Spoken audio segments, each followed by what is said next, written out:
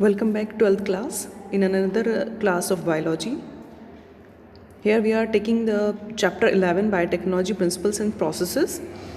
Our next topic is component host. Component host for transformation with recombinant DNA. देखिए हमने अभी biotechnology में starting जो की थी एक बार हम रिवीजन या हम बेसिक हम समझ लेते हैं। बायोटेक्नोलॉजी की हम बात कर रहे थे, दैट मीन्स लिविंग ऑर्गेनिज्म में क्या टेक्निक्स हम यूज़ कर सकते हैं फॉर ह्यूमन वेलफेयर।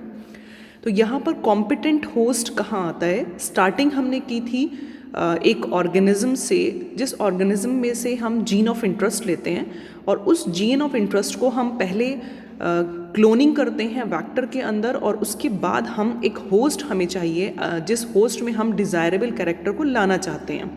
तो वो जीन ऑफ इंटरेस्ट अब हमें इंसर्ट करना होगा या हमें ट्रांसफ़र करना होगा कॉम्पिटेंट होस्ट में। तो होस्ट में कैसे ट्रांसफॉर्मेशन हो सकता है रिकॉम्बिनेंट डीएनए का?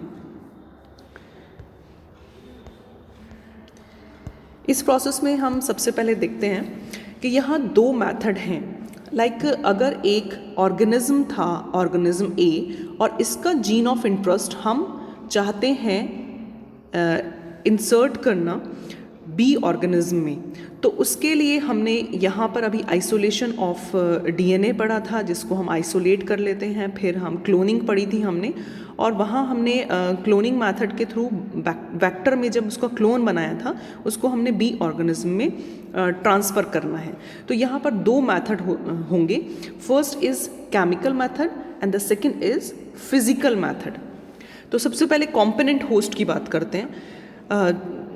DNA being a hydrophilic molecule, जैसे आपको पता है कि किसी भी अगर सेल के अंदर हमें किसी चीज़ को इंसर्ट करना है तो वहाँ पर सेल मेम्ब्रेन या सेल वॉल जो है वो किसी चीज़ को भी एंट्री के लिए या एग्जिट के लिए ईजिली परमिट नहीं करती। ये बेस्ड होता है, ये डिपेंड करता है सेल वॉल या सेल मेम्ब्रेन पर। तो डीएनए भी क्या है? हाइड्रोफिलिक मॉलिक्यूल है और किसी भी सेल मेम्ब्रेन के थ्रू ईजिली पास आउट नहीं हो सकता। तो हमें क्या करना होगा? तो bacteria should be made competent to accept the DNA molecules. हमें उस बैक्टीरिया को ही, जो हमने वेक्टर लिया है, उसको ही हमें ऐसा कॉम्पिटेंट बनाना है ताकि डीएनए का जो मॉलिक्यूल है वो एक्सेप्ट कर ले होस्ट ऑर्गेनिज्म। तो इसके लिए कैसे कर सकते हैं हम? Cell is made competent by the following methods. One is chemical method and the other is physical method. इस केमिकल मैथड में हम ले रहे हैं the cell is treated with a specific concentration of divalent cation such as calcium to increase post size in cell wall। सबसे पहले हमें जो सेल के अंदर एक स्पेसिफिक कंसंट्रेशन पर हमें एक कैटायन लेना है, जैसे कि कैल्शियम है। तो इससे क्या होगा कि ये जो सेल वॉल है उसका साइज को इंक्रीज कर देगा। First point is this. Second point, the cells are incubated with recombinant DNA on ice, followed by placing them briefly at 42 degrees Celsius and then putting it back on ice. This is called heat shock treatment. Second हमें जो देना है वो heat shock method देना है। Heat shock method में क्या होता है? जिस सेल के अंदर हम रिकॉम्बिनेंट डीएनए को डालेंगे उसको हमें पहले आइस पे रखना होगा और उसके बाद दोबारा से प्लेस करना होगा उसको 42 डिग्री सेल्सियस पर। फिर उसके बाद इसको दोबारा से हमें वापस आइस पर बैक करना होगा। दैट मीन्स सेल को हमें पहले आइस पर रखना है, फिर उसके बाद हमें 42 डिग्री सेल्सियस पर रखना है, फिर उसके बाद हमें दोबारा से आइस पर रखना है। तो this method is known as the heat shock treatment. Third point is the bacteria now take up the recombinant DNA. अब जो हमारा बैक्टीरिया है अब ये हमारा रिकॉम्बिनेंट डीएनए ले चुका है। तो इस ऑर्गेनिज्म को अब हम कह सकते हैं ट्रांसजेनिक ऑर्गेनिज्म। सेकेंड मैथड क्या होगा हमारा, जैसे हमने डिस्कस किया अभी, physical method. It include micro injection method. Recombinant DNA is directly injected into the nucleus of an animal cell of micropipettes. Suppose this is B organism. इसके अंदर जो न्यूक्लियस है वहाँ पर हमें इस बैक्टीरिया को पहुँचाना है रिकॉम्बिनेंट डीएनए के साथ। तो रिकॉम्बिनेंट डीएनए कैसे पहुँच सकता है? By the micro injection method. जैसे हमारे इंजेक्शंस होते हैं इसी तरह से माइक्रो इंजेक्शन के थ्रू जो रिकॉम्बिनेंट डीएनए आया है आर डीएनए, इस आर डीएनए को हम एनिमल सेल के न्यूक्लियस में डायरेक्टली इंजेक्ट करा सकते हैं। एक और मेथड इसमें फिजिकल मेथड में हो सकता है बायोलिस्टिक और gene gun method, just like a gun. Cells are bombarded with high velocity microparticles of the gold or tungsten coated with DNA in the plants।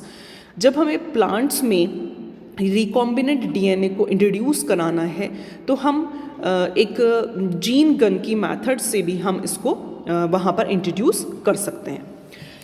तो और ये जो माइक्रो पार्टिकल्स हम जो गोल्ड के लेंगे जिसके थ्रू बॉम्बर्ड करना है वो सेल में डायरेक्टली इसको इंजेक्ट कर देगा।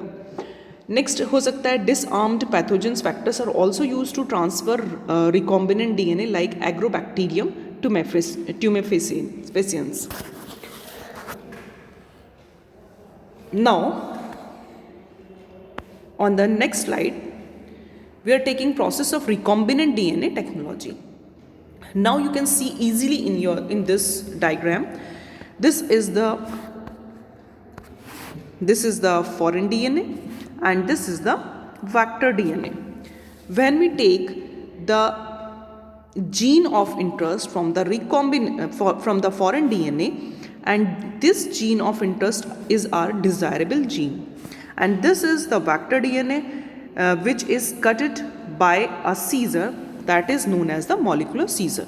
जब हमने vector DNA को में कट करा है molecular Caesar के थ्रू और हमने foreign DNA से भी जो हमें gene of interest चाहिए उसको हमने कट कर लिया, then now we applying this gene of interest into the vector DNA with the enzyme that is DNA ligase।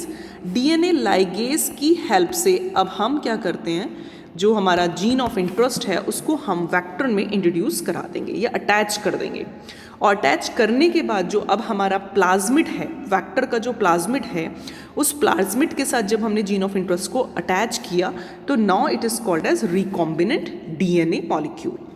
इस रिकॉम्बिनेंट डीएनए मॉलिक्यूल को अब हम इंट्रोड्यूस करेंगे, ट्रांसफॉर्म करेंगे सेल्स में। सेल्स में ट्रांसफॉर्म करने के बाद हमें जो सेल थी उसकी हमें अब अदर सेल्स मिलने लगेंगी, जिसको हम कह सकते हैं ट्रांसफॉर्मेशन, और ये हमारी क्लोनिंग हो जाएगी। हम क्लोन्स बना सकते हैं इसकी हेल्प से। तो now we come to the points. Recombinant DNA technology involves the following steps. One is isolation of DNA. Isolation of DNA हम पढ़ चुके हैं डिटेल में अपनी प्रीवियस स्लाइड्स में। Next is fragmentation of DNA by restriction endonuclease, इसके बारे में भी हमने पढ़ा था। एंडोन्यूक्लियस, एक्सोन्यूक्लियस, दो तरह के एंजाइम्स थे। एंडोन्यूक्लियस सेंटर में कट करता है, बीच में कट करेगा, while exonuclease कटेड in the corner, जो स्टार्टिंग पॉइंट्स होगा या एंड पॉइंट्स होगा वहीं पर कट लगाता है। Next is isolation of desired DNA fragments. जो हमने यहाँ पर फॉरेन डीएनए से desirable gene of interest cut किया था उसको हम आइसोलेट कर लेते हैं with the help of gel electrophoresis. ये भी हमने प्रीवियस स्लाइड में अपना पढ़ चुके हैं। जेल इलेक्ट्रोफोरेसिस की जो टेक्निक थी उसमें हमने एग्रोज जेल यूज़ किया था। नेक्स्ट आता है amplification of gene of interest. इसमें हमने कॉपी किया था, जो जीन ऑफ इंटरेस्ट था उसकी हमने कॉपी कर ली थी।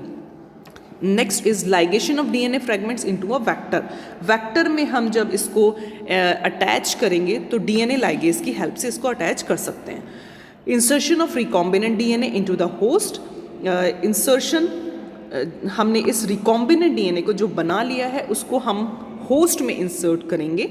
कल्चरिंग द होस्ट सेल और a suitable medium to a target cell. Extraction of the desired gene product, down stream processes. ये हमारी तीन जो लास्ट के टॉपिक्स हैं ये अभी हमारे टॉपिक्स बचते हैं, इनको हम one by one in details में लेंगे। तो ये है हमारा culturing the host cell on a suitable medium to a large scale. तो इसके बाद हमारा आइसोलेशन ऑफ जेनेटिक मटेरियल की अगर हम बात करें तो हमने उसमें कैसे किया था, हम एक बार और रिवाइज कर लेते हैं फिर से। To cut DNA with the restriction enzymes, DNA should be purified free from other macromolecules. Second point, to bacterial plant animal cell is broken down by enzymes to release DNA along with RNA, proteins, polysaccharides and lipids. Third point will be bacterial cell is treated with the enzyme lysozymes, and if we use the plant cell, it can be treated with the enzyme cellulase. If we are using fungal cells, we can use और treat with the chitinase enzyme. ये हम पहले भी discuss कर चुके हैं। इसी तरह से आरएनए को अगर रिमूव करना हो तो हम एंजाइम यूज़ कर सकते हैं, प्रोटीएज। इसी तरह से सेवरल ट्रीटमेंट्स हम कर सकते हैं, और जो इसके बाद भी कुछ मैक्रोमॉलिक्यूल्स जो बचते हैं उसको हम ट्रीट कर सकते हैं चिल्ड इथेनॉल से। ये पॉइंट्स हमारे यहाँ पर थे। नेक्स्ट स्लाइड में हम लेंगे cutting the host cells of on a suitable medium to a large scale और culturing the host cells. Culture हम होस्ट सेल को कैसे कल्चर करेंगे और कितने लार्ज स्केल पे हम इसको बना सकते हैं, इसके बारे में डिस्कस करेंगे। एक्सट्रैक्शन हम कैसे कर सकते हैं, और हम डाउन स्ट्रीम प्रोसेसेस के बारे में पढ़ेंगे। स्टूडेंट्स, अगर आप लोग जूम से पढ़ना चाहते हैं या इंटरेस्टेड हैं तो हम जूम क्लासेस स्टार्ट कर सकते हैं। तो आप अपने व्यूज़ दें, अपने आइडियाज़ दें कि हम किस तरह से स्टडी कर सकते हैं या किस तरह से हम ज़्यादा अच्छे से समझ सकते हैं। अगर आपके कोई पॉइंट्स होते हैं, कोई प्रॉब्लम्स होती हैं, तो आप डिस्कस कर सकते हैं, पर्सनली मुझे कांटेक्ट कर सकते हैं, या फिर नीचे कमेंट सेक्शन में भी आप इसमें डाल सकते हैं कोई भी आपकी प्रॉब्लम है रिगार्डिंग दिस चैप्टर। और इसके अलावा भी कोई अगर चैप्टर से रिगार्डिंग, किसी भी चैप्टर से रिगार्डिंग अगर कोई प्रॉब्लम है तो आप डिस्कस कर सकते हैं। तो ये आप पढ़ते रहें, इसमें कोई भी प्रॉब्लम आती है तो आप मुझसे पूछ सकते हैं। और बहुत जल्द हम जूम क्लासेस भी स्टार्ट करेंगे, उस पर आप मुझसे कनेक्ट हो सकते हैं। Okay then, have a nice day.